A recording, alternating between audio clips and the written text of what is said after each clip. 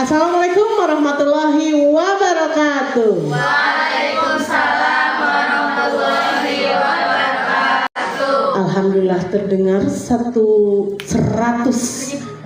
peserta. Masya Allah. Ada apa?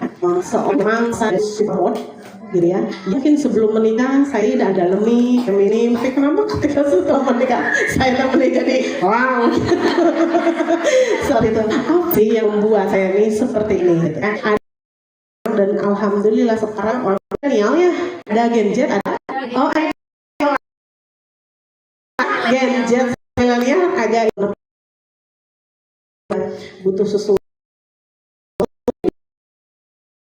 dampak pola yang kita tanam ada hasil dari luka masa lalu kita bagi saya sangat mengapresiasi ketika kita sudah memiliki darah itu adalah kita belajar lebih dalam lagi ya. Kuncinya ada di mana? Kesadaran. Karena kesadaran adalah pintu kunci untuk kita belajar lebih dalam lagi.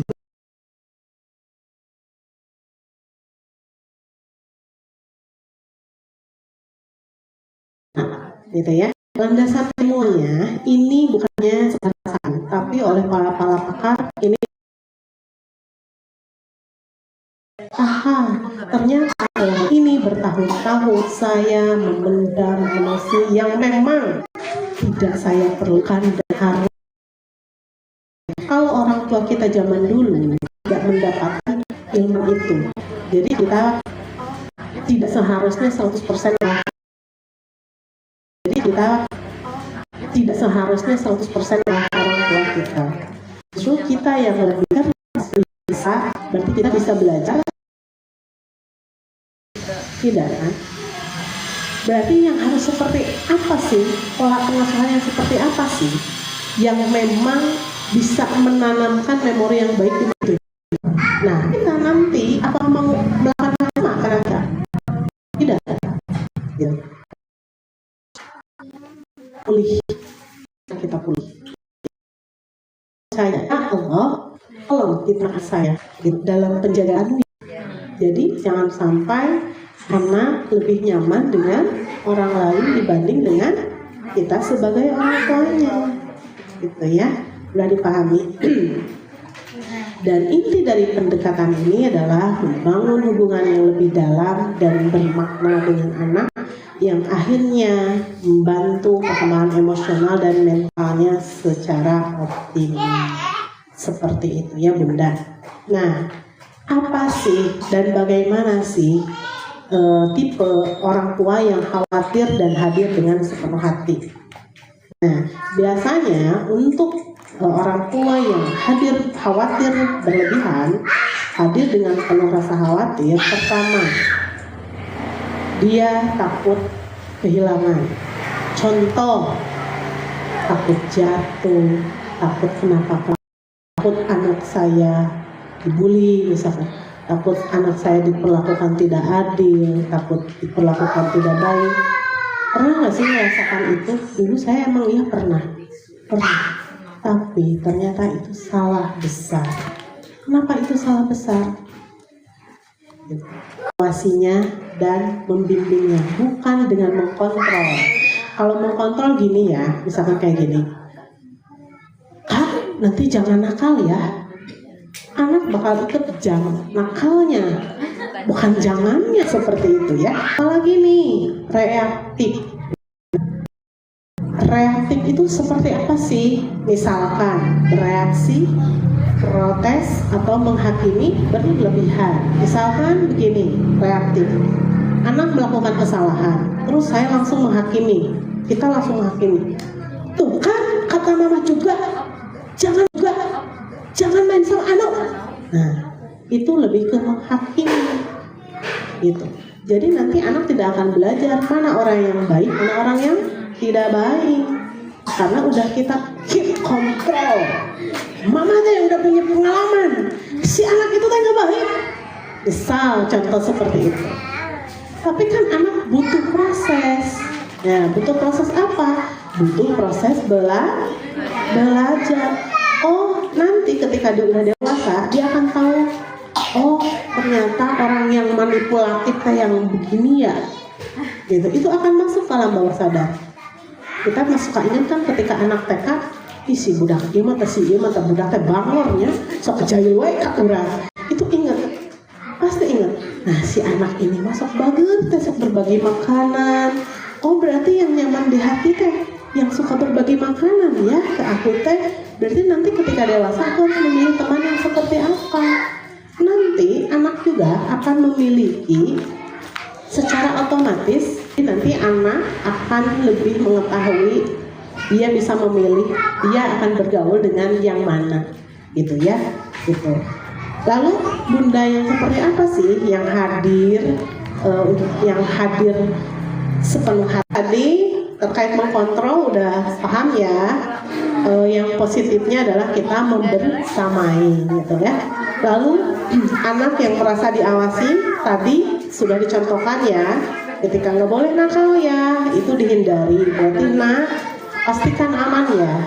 Itu sebetulnya terkait step pertanyaan itu ada bertahap. Bertanya, nah nanti adek merasa aman nggak main di bimba? Contoh, aman, oh aman, it's okay, hati-hati ya nak.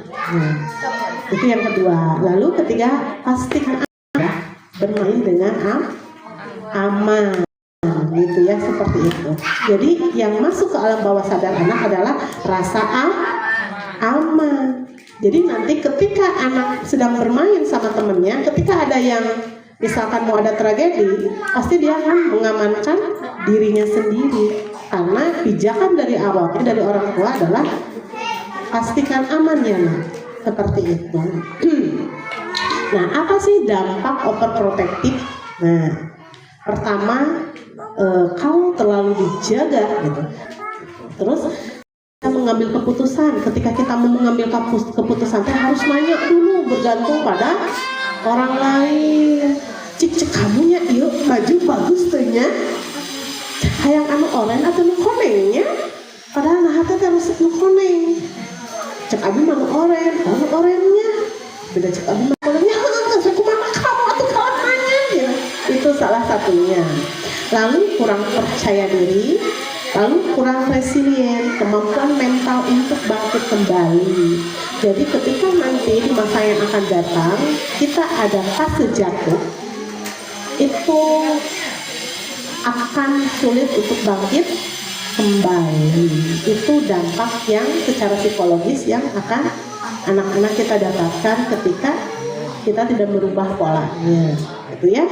Jadi anak terlalu dikekang tidak boleh juga ya bun. Jadi anak tidak akan belajar berdiri sendiri. Lalu jika terlalu dilepas itu juga nggak bagus. Anak akan tidak memiliki kendali. Jadi bakal kumaha urang, kumaha sakayang urang. Jadi memakai apa? Pagar yang aman dan cukup, gitu ya. Fungsinya apa sih anak agar kenapa harus dibiarkan gitu ya, didampingi?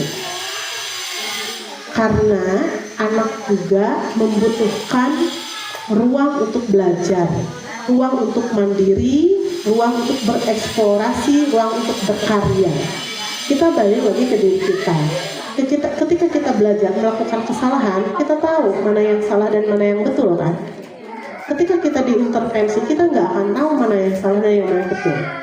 Soalnya kumaha mamah, karena dia belum bisa mengambil keputusan.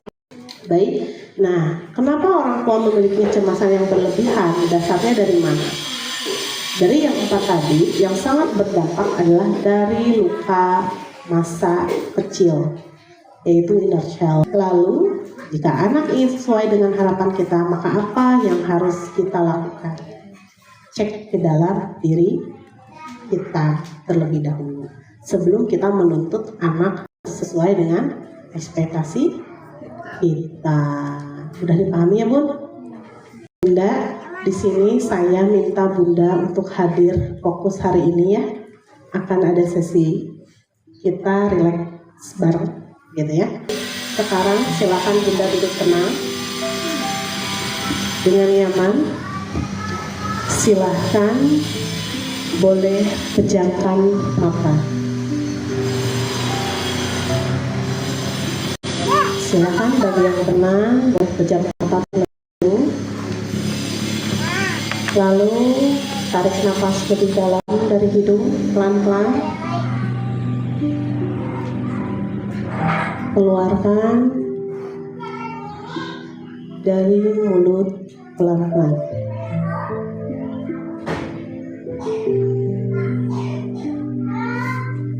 Baik, sekali lagi tarik nafas dari hidung. Sekarang keluarkan dari hidung pelan-pelan.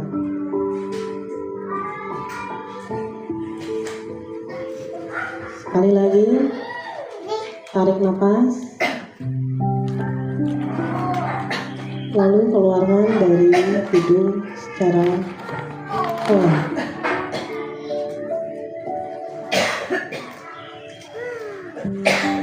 Baik Bunda, pastikan kita dalam keadaan posisi rileks.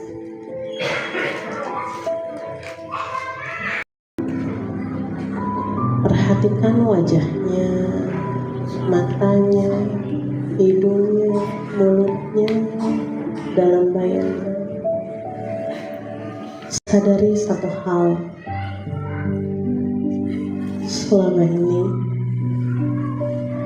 kekhawatiranmu itu muncul bukan karena Anda tidak sayang, tetapi karena Anda sangat menyayangi anak-anak.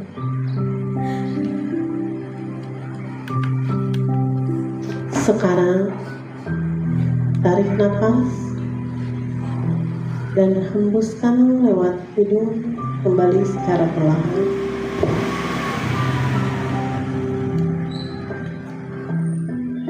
Nah, maafin ibu ya, maafin mama nak, yang selama ini selalu mengontrolmu lebih dalam. Nah, maafin Bunda ya.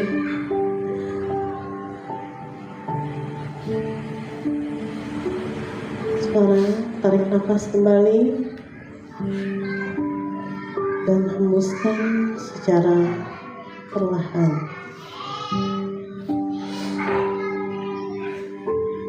Lepaskan ketakutan yang bukan milik anak Anda.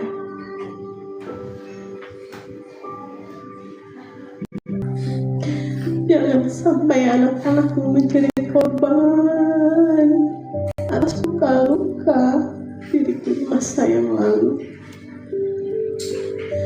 Nah, kamu harus bahagia, harus pulih, jangan seperti ibumu. Maafin ibu nak, maafin ibumu nak.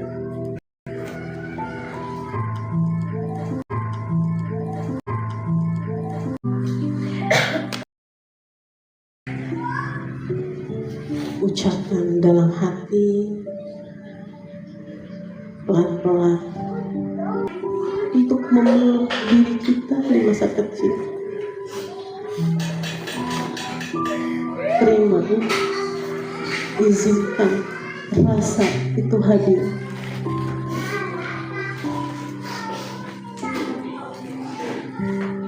Baik, tarik nafas, keluarkan pelan-pelan dari hidung.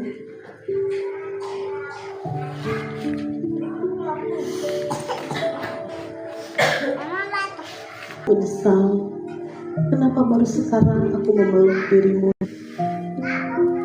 Aku menyesal mengapa baru saat ini aku menyapamu, wahai diriku. Terima kasih ya, terima kasih. Bisa juga dilakukan oleh misalkan setelah sholat isya atau sholat subuh, Bunda berdialog aja dengan diri sendiri. Bunda bisa praktekkan itu di rumah. Kata-katanya mau nggak sesuai dengan isi hati Bunda, gitu ya. Dengan mencurahkan segalanya, insya Allah jika itu dipraktekkan lama-lama, nanti kita akan lebih berdamai dengan diri kita, ya. Dia mengajak tekenging keluar tingnya, mari rada seni outdoor, disirar wasin petani. Anak-anak tidak tumbuh dari rasa takut kita boleh stop.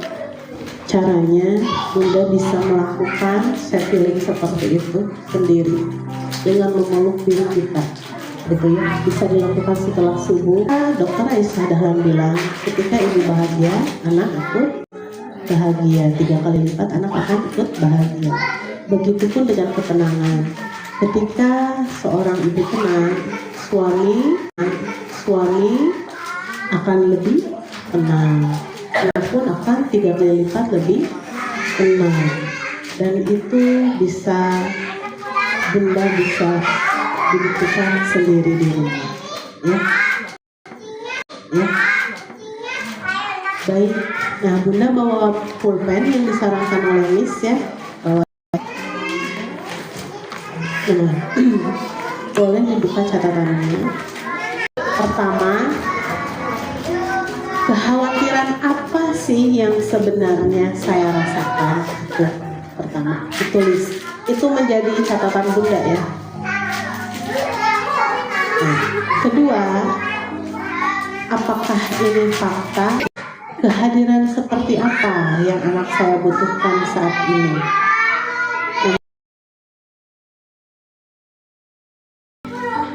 Ada treatment harian yang tadi sudah ditulis, ya. Nanti Bunda jawab sendiri, ya. Bunda zaman milenial gaduh buku diari, gaduhnya, gadget ya gaduhnya, gaduh mana milenial. Nah, jadi nanti ditulis di buku diari, ya. Gitu. Kekhawatiran apa? Apakah ini fakta atau asumsi atau emosi yang belum terilis atau belum kita terima. Lalu kehadiran seperti apa yang anak saya butuhkan saat ini, gitu.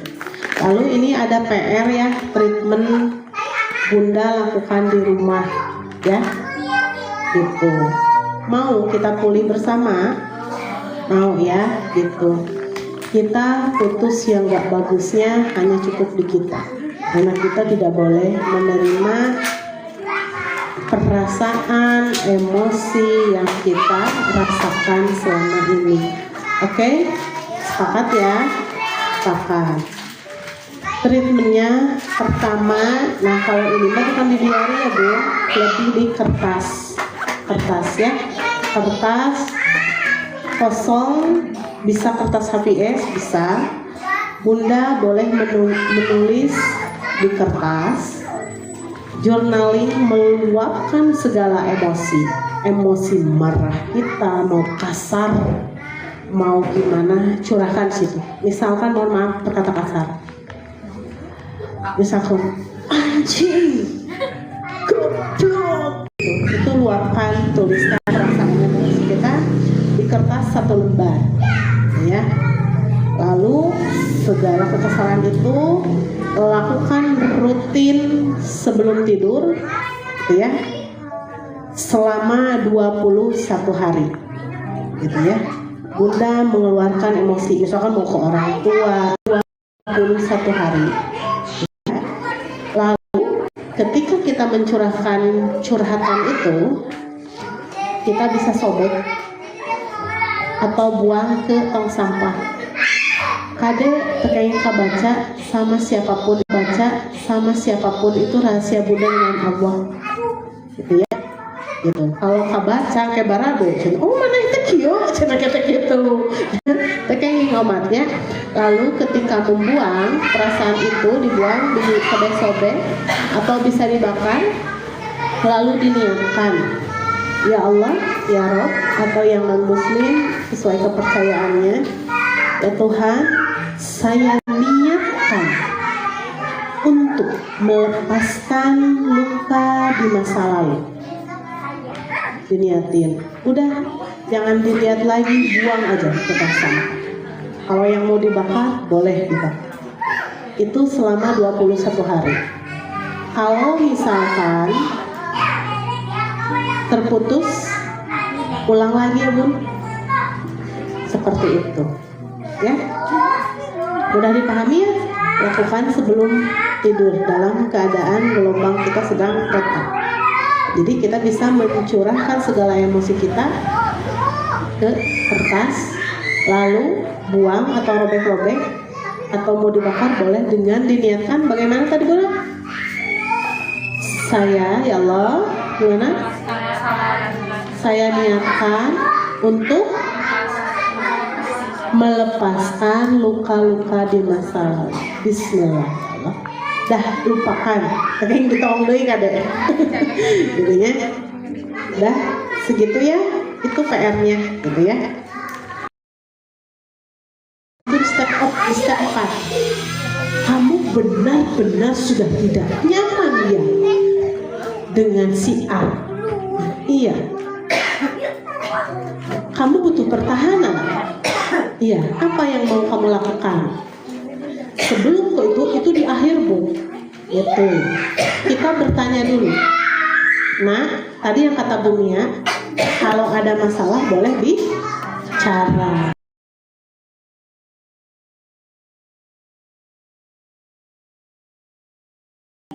Aku tidak nyaman. Itu ajarkan tahap awal dulu anak untuk melakukan pertahanan diri. Maaf ya, aku nggak nyaman.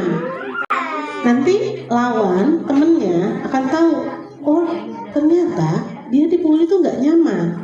Kita nggak bisa menyalahkan 100% orang membuli juga. Kita enak ya, gitu ya.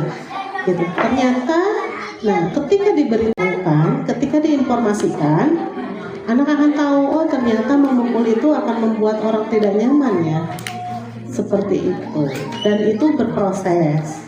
Itu sih Bun, kalau yang saya terima pelajari selama ini. Karena memang masalah bully-membuli, anak saya tuh pertama udah menjadi korban dan udah menjadi pembuli juga. Karena udah sampai ke tahap-tahapnya, ke akar-akarnya, sampai dites berapa kali, terakhir cara baca gitu. Dan alhamdulillah sekarang lebih melandai. Sekarang raja anak saya yang pertama ketika marah, dulu sampai waktu di mengaji sampai ada yang keluar berapa? 3 orang yang keluar gara-gara anak saya galak. Iya gitu. Karena memang ketika pas dia korban, kemungkinan dia akan menjadi pembuli. Gitu. Kalau tidak dituntaskan, Bun, kalau misalkan dibiarkan gitu, suatu saat dia akan menjadi pembuli karena dia menerima tidak nyamannya. Misalkan dia menerima dibulinya sama si A, tapi engke teh bakal ngabalas nanti kasih B iraha gitu kan. Gitu, seperti itu. Dan itu memang dinamikanya, prosesnya seperti itu. Kalau misalkan kita tidak aware lebih awal gitu. Dan biasanya ketika sudah menjadi pembuli itu akan keluar tuh ledak-ledak perasaannya gitu. Nah ketika itu nanti ketika misalkan orang tuanya aware, diarahkan dan nanti akan melandai dengan sendirinya. Dan sekarang alhamdulillah anak saya juga ketika tidak nyaman, marahnya tuh ke diri sendiri. Kita menangis. Terkadang banyak ketika anak menangis mengeluarkan perasaannya, gandeng, cerik, wae, kamu teh, gandeng ya mama, misalkan gitu. Itu salah. Jadi terkait itu saya tidak membenarkan dan tidak menyalahkan antara penerima dan pembuli, karena semuanya korban. Yang menerima bully korban, pembuli juga korban. Korban dari siapa? Coba tebak. Korban dari siapa? Coba tebak. Yang menerima sama yang membuli. Menidung. Dari orang tuanya, dari keluarganya. penerima bully, kenapa dia bisa dibully? Secara tidak langsung dia selalu menerima buliannya dari orang tuanya, dan akhirnya dia lemah di luar. Nah, yang penerima bully biasanya begitu. Pembuli itu lahir dari banyaknya tuntutan orang tua. Jadi dia melampiaskan kemana? Ke temannya. Kamu harus begini, kamu kudu begini, kudu begitu. Ini berat-berat tugas kuring tehnya, cek budak kayak gitunya. Dan akhirnya dia tidak bisa mengungkapkan dengan perasaannya. Akhirnya lah di lingkungan yang lain dia sudah cukup ya, sudah mulai terjawab ya. Baik, sudah ya. Karena ini ya. Baik, Bunda-bunda, terima kasih untuk hari ini. Saya sangat mengapresiasi kesungguhan Bunda. Insya Allah nanti 3 bulan yang akan datang kita bertemu lagi di acara bersatu ya. Saat orang tua mulai tenang, anak pun ikut merasa tenang, merasa aman. Saat orang tua berhenti mengontrol, anak belajar percaya pada dirinya. Mari kita pulang hari ini dengan hati yang lapang, hati yang tenang. Untuk yang tadi ditulis, silahkan praktekkan di rumahnya masing-masing. Nanti teman-teman, bunda-bunda, saya terus. Nanti bunda-bunda boleh menceritakannya nanti ketika kita bertemu lagi ya. Siap ya? Oke, mudah ya caranya ya. Baik, dari saya itu cukup sekian. Terima kasih gitu. Ayeuna mah aura kasihnya nuju rada viral katanya. Ayeuna mah Elvi Sukai sih makan obat. Terima kasih bunda-bunda hebat. Assalamualaikum warahmatullahi wabarakatuh.